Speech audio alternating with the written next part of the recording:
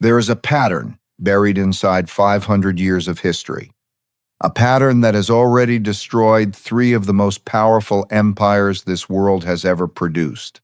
A pattern so precise, so mechanical, so ruthlessly repetitive that once you see it clearly, you cannot look away. And here is the part that should stop you cold. The United States has already completed 5 of the 7 stages. We are not approaching this pattern. We are deep inside it. Right now, in 2026, Ray Dalio has spent over 5 decades studying every major economic collapse across 500 years of recorded history. He manages over $124 billion at Bridgewater Associates, the world's largest hedge fund. He predicted the 2008 financial crisis when almost no one else did. And his research into what he calls the big cycle of empires reveals a sequence so consistent, so mathematically predictable, that it reads less like history and more like a countdown clock. That clock is ticking right now, and most people have no idea how far along the sequence already is. Before we go through the stages, you need to understand what imperial collapse actually looks like in practice. Not in a textbook, not in an academic paper. In the real world, on the streets, in the bank accounts of ordinary people, imperial collapse does not begin with armies marching through your capital. It does not start with a foreign invasion or a dramatic revolution. It starts quietly. It starts with economic exhaustion. The empire extends itself beyond its ability to maintain what it has built. Military bases in 150 countries, wars on multiple fronts, promises made to allies and citizens that cannot be kept, debts accumulated over decades that cannot be repaid. At first, the decline is completely invisible. The currency still functions. The military still wins battles. The government still makes its promises, and the public still believes them. But beneath the surface, beneath the official statistics and the reassuring headlines, the foundation is cracking. Resources are being misallocated on a massive scale. Productive capacity is quietly shrinking. The best minds, the most talented and ambitious people begin leaving or checking out entirely. Then comes the acceleration. Allies start hedging their bets, signing quiet deals with rivals. Enemies begin testing boundaries that were once uncrossable. Trade partners start looking for alternatives. The reserve currency status that once seemed permanent begins to erode, slowly at first, then all at once. And suddenly the very advantages that made you powerful become your greatest vulnerabilities. Your currency, once demanded by every nation on earth, comes flooding back home, driving inflation you cannot control. Your military, spread thin across 80 countries, becomes impossible to fund. Your promises, once guaranteed by unquestioned strength, become empty words that no one takes seriously. That is not a theory. That is exactly what happened to Spain. That is exactly what happened to Britain. That is exactly what happened to the Soviet Union. And it happened because each of those powers made the exact same decisions that the United States is making right now. They believed their dominance was permanent. They overextended their military far beyond what their economy could sustain. They debased their currency to paper over their deficits. And they refused to accept reality until the collapse was already underway, until it was far too late to course correct. Let us start at the beginning. Spain, the 1500s and 1600s. This is the original blueprint, the template that every subsequent collapse has followed. After Columbus reached the Americas in 1492, Spain became the first true global superpower. They conquered the Aztec and Inca empires. They seized control of the richest gold and silver deposits ever discovered by European civilization. By 1550, Spanish galleons were carrying 200 tons of silver per year across the Atlantic. By 1600, that number had doubled to over 400 tons annually. Spain controlled the money supply of Europe. The Spanish real was the global reserve currency. Every merchant, every monarch, every central bank wanted Spanish silver. This is where the pattern begins. With a country that controls the money of the world and believes, with complete conviction, that this makes them invincible and permanent. King Philip II, ruling from 1556 to 1598, had more money than any monarch in history, and he spent it on empire. Stage one was military overextension. Spain was simultaneously fighting the Ottoman Empire in the Mediterranean, France and Italy on the continent, Protestant rebels in the Netherlands, England's navy in the Atlantic, wars in the Philippines, and wars across the Americas. By 1580, Spain had active military commitments on 4 continents. The cost was staggering. Half of all Spanish government revenue went to military spending, and still it was not enough. Stage 2 was currency debasement. The Spanish crown could not pay its bills through taxation alone, so they did what every failing empire eventually does. They began mixing copper into silver coins. A coin that was supposed to be pure silver became 50% copper, then 75% copper. The face value stayed the same. The real value collapsed. By 1600, Spanish coins contained barely any silver at all. Merchants stopped accepting them at face value. Inflation exploded across the empire. Stage 3 was the debt spiral. Spain borrowed constantly from Italian bankers, from German bankers, from anyone willing to extend credit. By 1557, less than 20 years into Philip's reign, Spain declared bankruptcy. They defaulted on their debts, restructured, and immediately began borrowing again. They declared bankruptcy again in 1560, again in 1575, again in 1596. 4 complete bankruptcies in 40 years. Each time, they promised reforms. Each time, they returned immediately to borrowing and spending as if nothing had changed. Stage 4 was the loss of productive capacity. Here is the part that most people never understand about Spain's collapse. They had all the gold and silver in the world, and it destroyed them.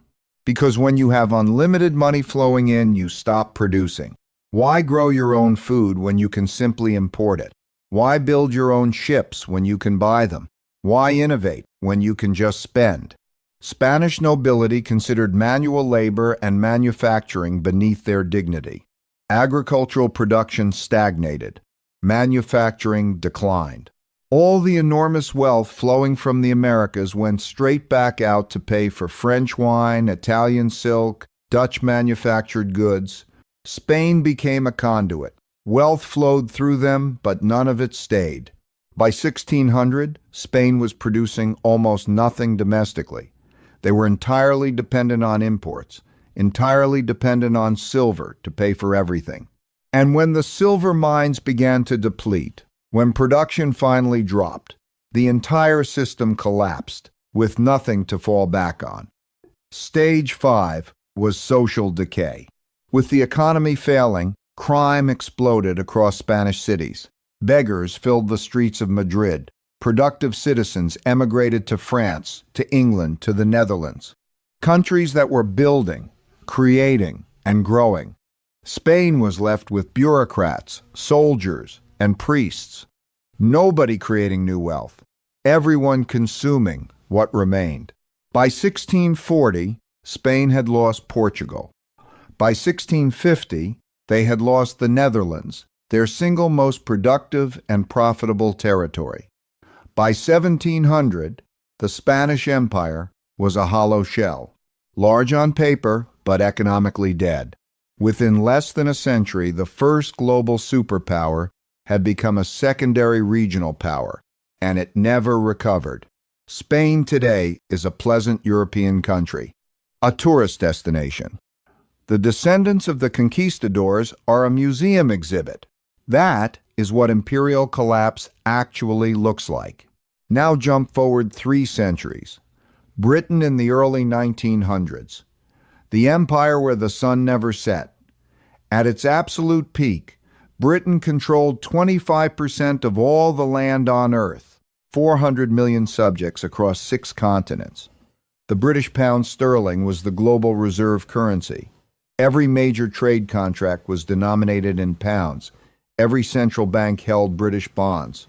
London was the undisputed financial capital of the world. And just like Spain 3 centuries before them, the British believed all of this was permanent. But they were already following the pattern. By 1900, Britain had military commitments on every inhabited continent: India, Africa, the Middle East, China, the Pacific, the Caribbean. The cost was enormous. When the First World War began in 1914, Britain faced a defining choice: stay neutral and let Europe destroy itself, or enter the war and risk bankrupting the empire to win it. They chose to fight.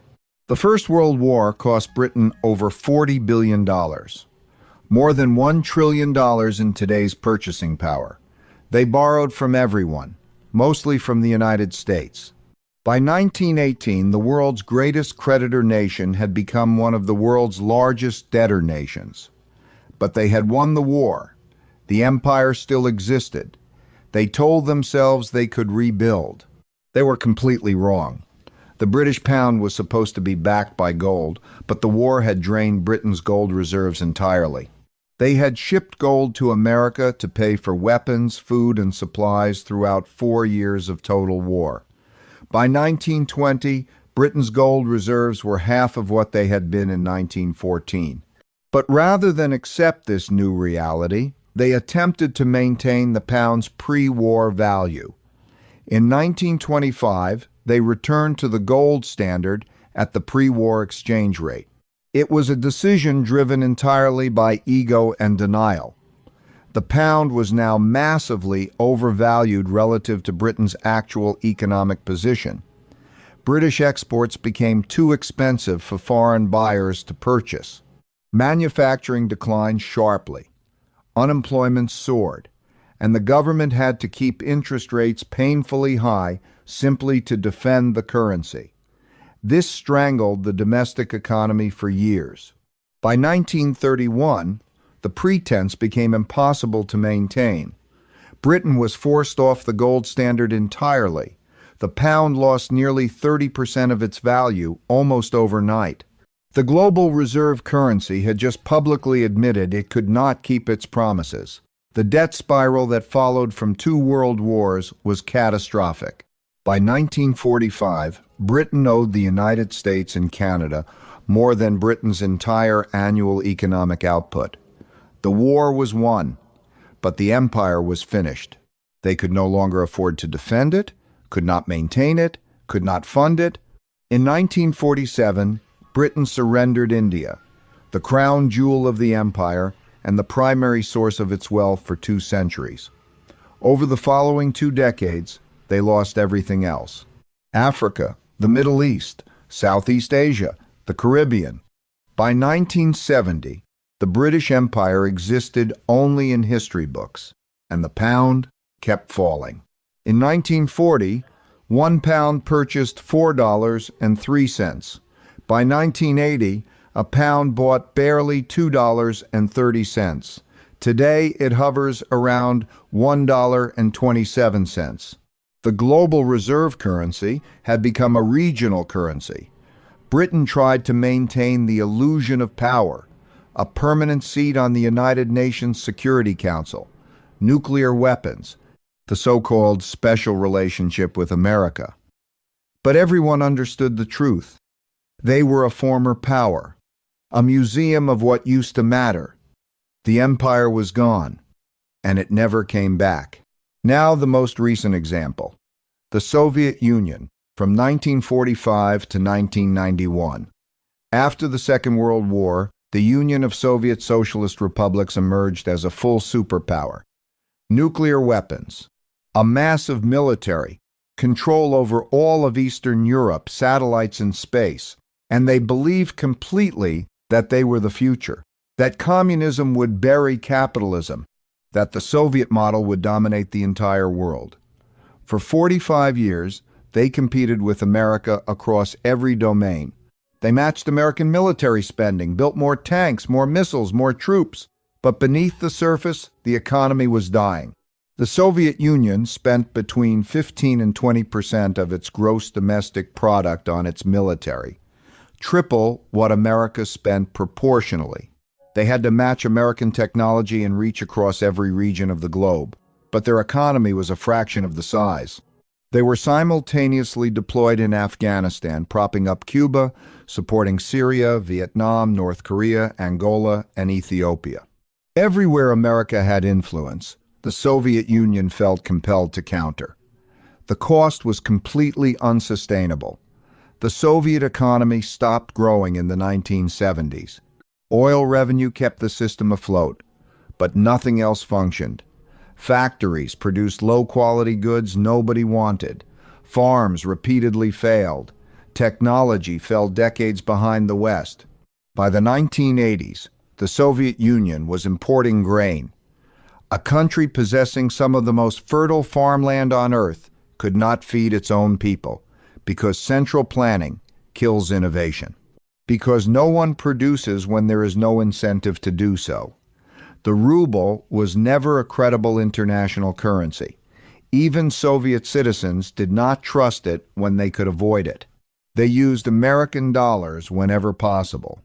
The government had to purchase foreign goods using gold and oil because nobody abroad wanted rubles in exchange for anything of value.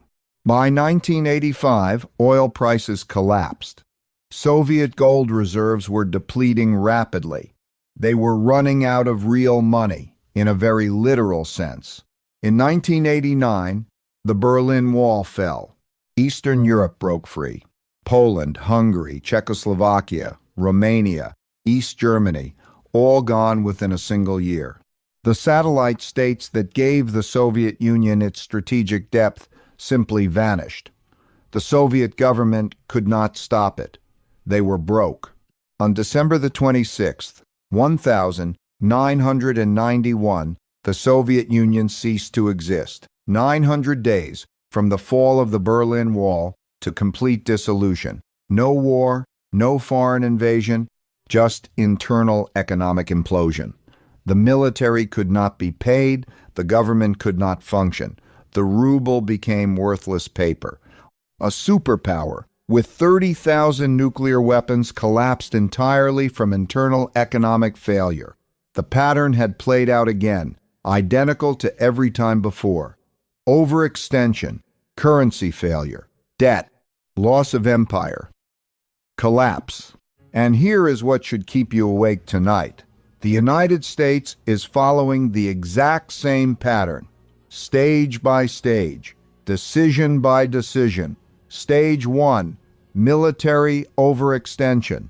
The United States currently maintains over 750 military bases in more than 80 countries. American troops are deployed in 150 countries simultaneously. The country is committed to defending Europe through the North Atlantic Treaty Organization, defending Japan, South Korea, and the Philippines, maintaining forces in the Middle East, countering China across the Indo-Pacific, and countering Russia across Eastern Europe. The annual military budget stands at $850 billion, more than the next 10 countries combined, and it is still not enough. Equipment is aging, recruitment is failing to meet targets, and there are active commitments that cannot be fulfilled simultaneously. If China moves against Taiwan, if Russia pushes into treaty territory, if Iran attempts to close the Persian Gulf, the United States military cannot respond to all three at the same time. Overextended. Precisely as Spain was overextended. Precisely as Britain was overextended. Precisely as the Soviet Union was overextended. Stage 2. Currency debasement. In 1971, President Nixon closed the gold window. The American dollar became pure fiat currency, backed by nothing but trust and military power. Since the year 2000, the money supply has increased by 400%. Since 2020 alone, more than $6 trillion were created and injected into the economy. The dollar has lost 98% of its purchasing power since 1971. The mechanism is different from Spain mixing copper into silver coins, but the mathematical result is identical. The currency is being debased. Stage 3. Debt spiral. The United States currently carries $36 trillion in national debt. That represents 120% of the entire annual economic output of the country. Interest payments on that debt alone are approaching $1 trillion per year for the first time in history. The country is spending more money servicing interest on its debt than it spends on its military. The federal government ran a deficit of $1.8 trillion in 2024, during a period of economic growth. During peacetime, the country is borrowing money to pay interest on previous borrowing. That is the precise mathematical definition of a debt spiral. Spain defaulted 4 times. Britain borrowed until the empire collapsed. The Soviet Union ran out of real money. The trajectory is identical. Stage 4. Loss of productive capacity. The United States no longer manufactures the things it consumes. The manufacturing base has been systematically hollowed out over 4 decades, relocated to China, Mexico, Vietnam, and elsewhere. The trade deficit runs at $800 billion annually. The country imports more than it exports. It is dependent on foreign supply chains for medicine, electronics, steel, and critically for military components. Just as Spain became utterly dependent on imports, while silver flowed out, the United States has become dependent on foreign production while dollars flow out. And just as Spain discovered when the silver stopped flowing, when the money stops, the vulnerability becomes catastrophic. Stage 5. Social decay. Trust in every major institution is at recorded all-time lows. Homelessness is rising in every major city. Drug overdose deaths exceed 100,000 Americans annually. The political system has entered a state of total dysfunction. The country cannot agree on basic facts, let alone solutions to structural problems.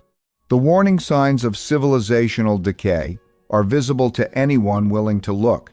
These are not separate problems. They are connected symptoms of the same underlying disease. 5 stages completed. 5 stages that match Spain, that match Britain, that match the Soviet Union with uncomfortable precision. Stage 6 is the loss of reserve currency status. That is when allies begin diversifying their holdings. When international trade gradually moves toward alternative currencies, when dollars held in foreign central banks start flowing back home because the world no longer needs to accumulate them, the early signs are already present and accelerating.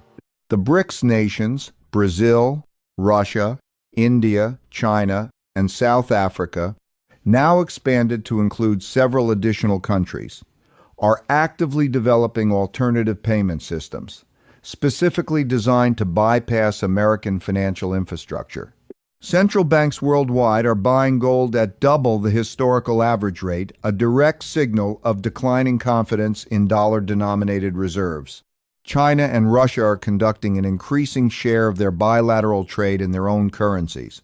Saudi Arabia has accepted Chinese yuan as payment for oil in specific transactions, breaking the decades-old petrodollar arrangement for the first time. These are not random events. They are the early tremors before an earthquake.